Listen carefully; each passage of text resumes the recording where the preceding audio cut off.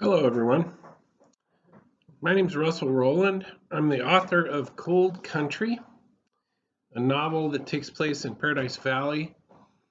And I want to thank the people at Country Bookshelf for inviting me to do an online reading from my book. I was supposed to be there a couple weeks ago to do a reading, but of course that got canceled for obvious reasons. So, what we have arranged to do instead is for me to record this reading. I'm going to be very happy to welcome questions from anyone that has questions about the book.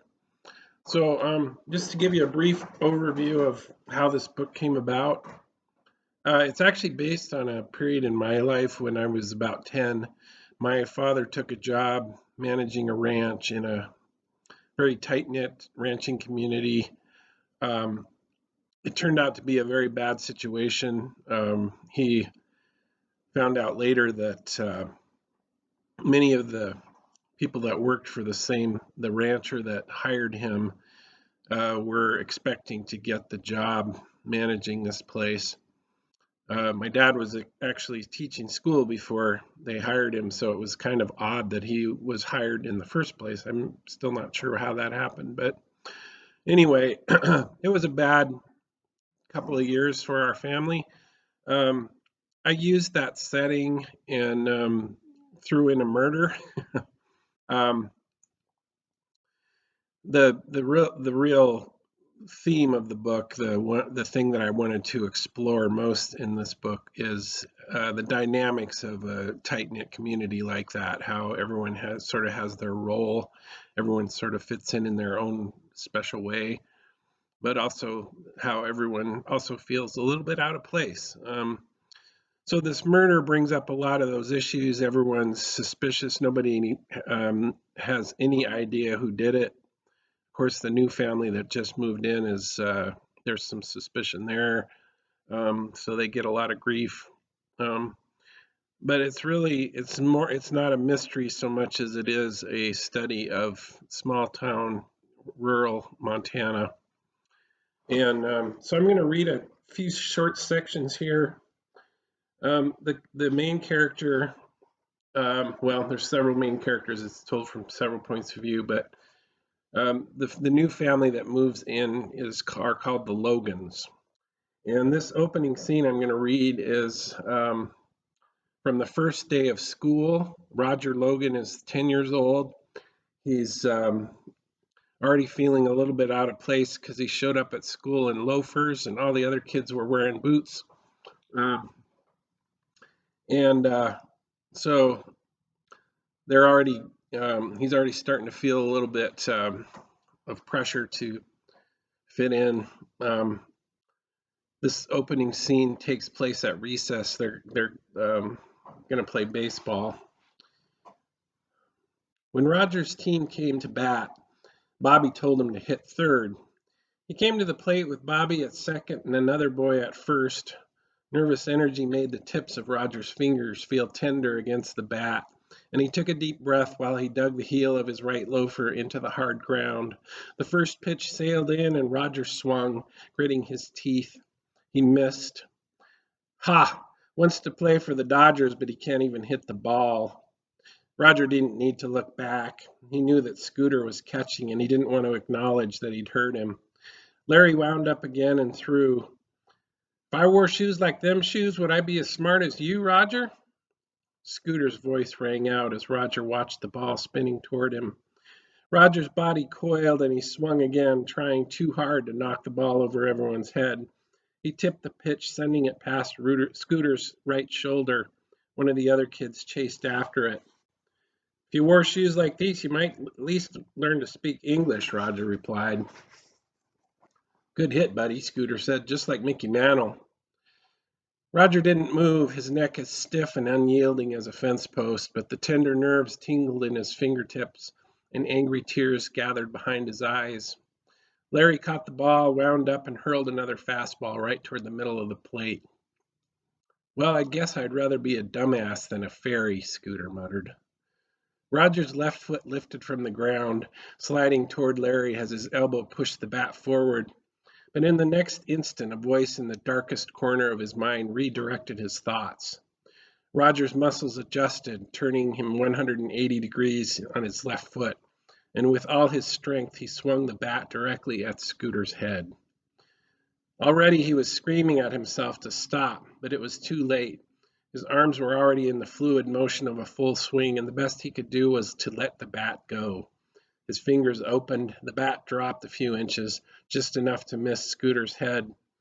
The bat cracked into his shoulder instead, emitting a dull, wood-against-bone thud that might as well have been a bazooka for how it sounded to him. 19 children gasped in horror, their muscles fossilized in the middle of whatever motion they had started. The bat fell to the dirt, harmless. Roger's hands also fell, lifeless at his sides. Scooter remained in a crouch, his jaw out, his hand pressed to his left shoulder. A small choked sound sprang from his throat. Roger started to step forward. He wanted to see whether Scooter was all right, but before he had the chance to say a word, a firm hand snatched him by the collar. His neck snapped as the hand jerked him backward and spun him around. He found himself looking at the large, stern features of Hazel Moses, who grabbed the front of his shirt and yanked him even closer. Her brow hovered over him like a meat-eating animal, and Roger flinched, expecting to get smacked or yelled at. But in a glance, Roger caught something in Mrs. Moses' expression. The frown and the furrowed brow that hardened her face framed two eyes that held a very different message, a message that Roger realized was meant only for him. "Young man, you don't realize what you've done," she said, her voice breathless but firm. "You have no idea what you've done." And despite the immense guilt that washed through him, despite knowing that with this single act he had alienated himself from the entire population of Slack School, the two green eyes boring into his told Roger that someone understood. So, this next scene takes place just a couple days later. Roger's father, Carl, gets a visit from a man named Tom Butcher. Tom Butcher is a very successful rancher in the area, and he has another guy with him named Spider Moses, who's the husband of Hazel. And they have come by under the pretense of wanting to look at the bulls that Carl's boss, Peter Kenwood, owns. So they've driven out to this pasture where the bulls are, and that's where this scene takes place. "Well, it's time to be straight with you, Mr. Logan." Tom rotated toward Carl, feet and all, and kept his arms crossed. Carl felt a sudden desire to take a step backward. "Straight about what?"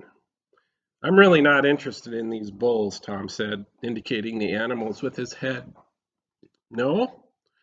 Carl felt the heat of irritation, thinking of all the things he should be doing. "Nah," Tom shook his thick head. "Truth is, I wouldn't buy a bottle of oxygen from Kenwood if I was choking to death." He studied Carl's response. Carl held his face steady. "Truth is, we just wanted to talk.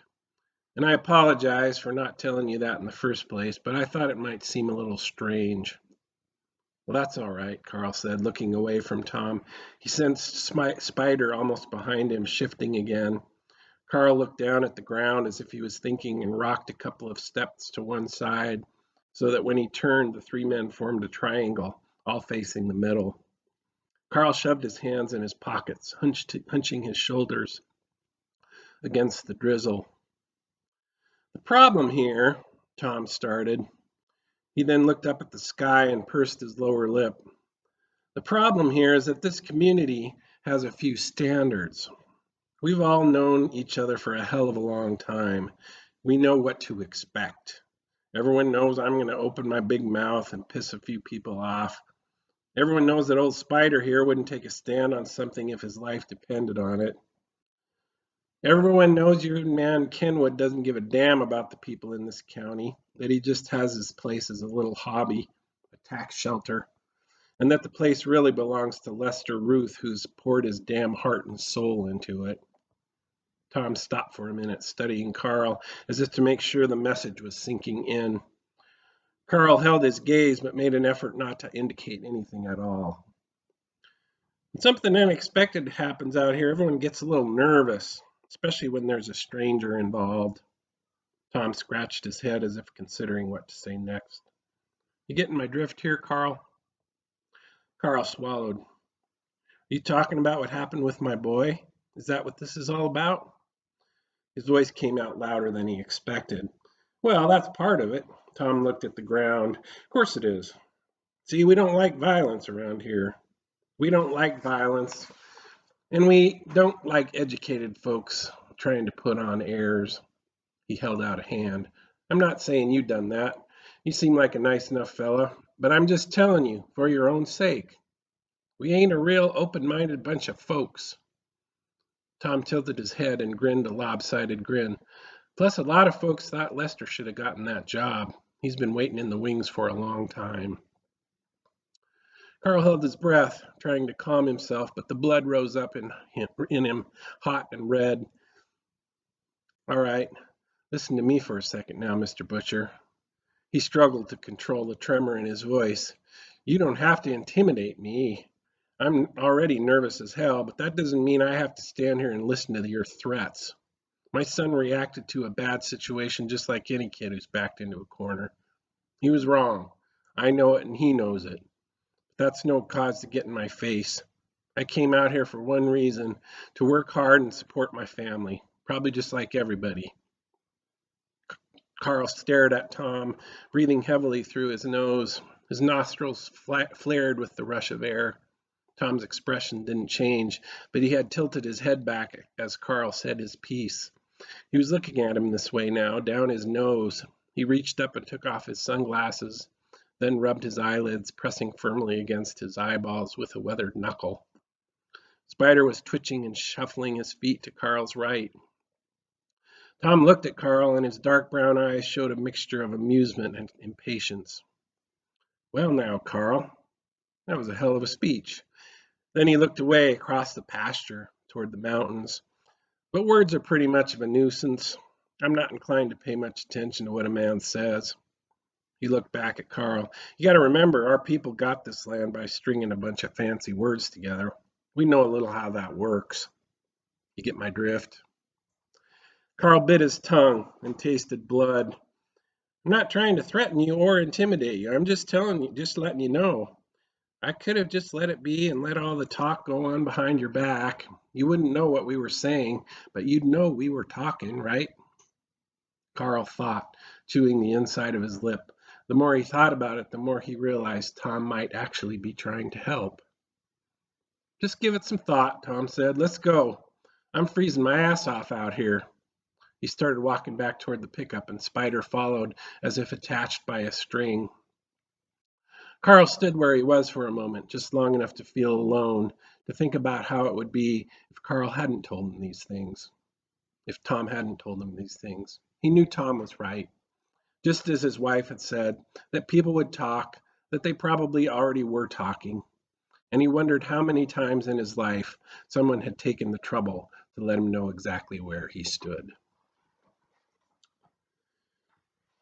Okay, so jumping ahead to the next day, I think, maybe 2 days later. This is seen as fairly self-explanatory. An hour later, when Lori Logan finished with the dishes, a car pulled into the drive. Julie and Bradley were playing in the living room where Carl had just sat down with the newspaper. Roger had not emerged from the children's bedroom. Lori looked outside where 2 county sheriffs climbed from their cruiser. She caught her breath. The 2 men walked with slow, deliberate, swaggering steps. Lori rushed to meet them, opening the door just as they were about to knock. Yes, she said. One of the men was young, a tall, burly kid with a tight mustache and shining skin. The other had salt and pepper hair and a significant bulge over his belt. The older man spoke. I'm Sheriff Darrell Blinder. This is my partner, Deputy Trask. Are you Mrs. Logan? Yes, what's wrong? Is your husband home? My husband? Lori grabbed her blouse at the neck. Yes, of course, he's home. May we come inside, Mrs. Logan? We need to talk to your husband, and to you too. Well, yes, certainly. Come on in, but I'd like to know what's wrong. What happened? Deputy Trask answered, his voice deep and authoritative. Well, we'll explain everything when you and your husband are together, Mrs. Logan. All right. Lori stepped aside and allowed the two men to pass. She showed them through the kitchen, then the dining room, into the living room. Their heavy black boots clunked against the linoleum, and they filled the house with the smell of leather. In the living room, Julie and Bradley had stopped playing. They sat on the floor and looked up at the two men, their necks bent like broken stalks. Kids, go to your room, Lori instructed. Julie and Bradley sprang from their places and scrambled out of the room. The sound of their footsteps rumbling up the stairs echoed through the house. Carl sat forward, greeting the men with a baffled look. Sheriff Blinder settled into the couch and folded his hands between his knees. Well, Mr. and Mrs. Logan, the reason we're here is because there's been a murder just down the road. Lori sank onto the sofa. She let out a small gasp. A murder? Carl repeated. Yes. I understand you folks are pretty new to the area, but I think you knew Tom Butcher. He studied them. Yes, Carl answered. Yeah, we've met Mr. Butcher. He paused. Was it him? That's right, Mr. Logan. Mr. Butcher was murdered, either last night or early this morning.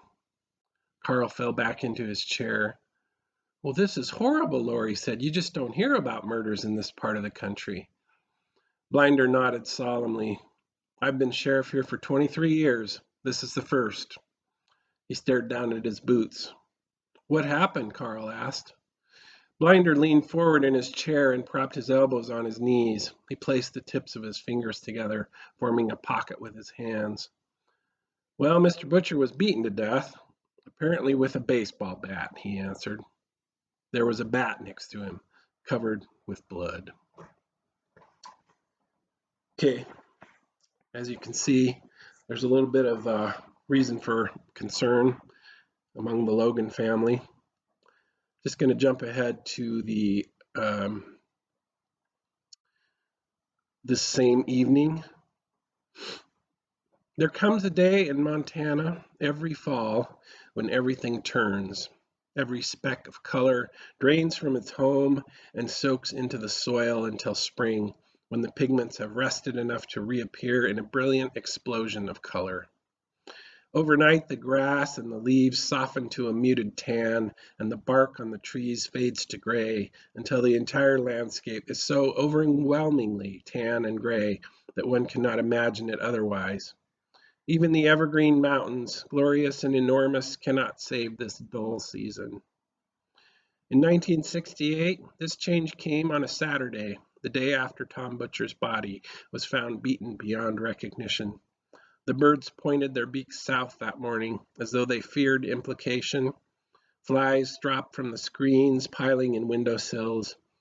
Carl Logan awoke as usual before dawn. He sat out in the yard at the picnic table with a cup of coffee. As the light leaked into the sky, Carl felt the effects of the muted landscape. He watched the mountains emerge from the blackness, and he sat thinking with some amazement how quickly his view of these new surroundings had changed. Just a couple of weeks before, this country looked so wide open and forgiving. Now he could almost hear the chatter rolling from the surrounding ranches, could almost picture the mountains moving toward him, his neighbors descending from the trees, surrounding him and his family, closing in, their fingers aimed at his chest. Carl closed his eyes and pressed his fingers into the lids, trying to soothe his thoughts, trying not to wonder whether moving here had been a selfish, horrible mistake. He had just decided to make some biscuits and gravy for breakfast before Lori got up, when she burst from the house, running toward him with the most frightened look on her face. Roger's gone, she said. He's gone. So, I'm going to stop there. Like I said, the main thrust of this story really is about how a tragedy like this impacts a small community. You will soon find out as you get further into the book that there's a lot of people that had good reason to kill the Tom Butcher.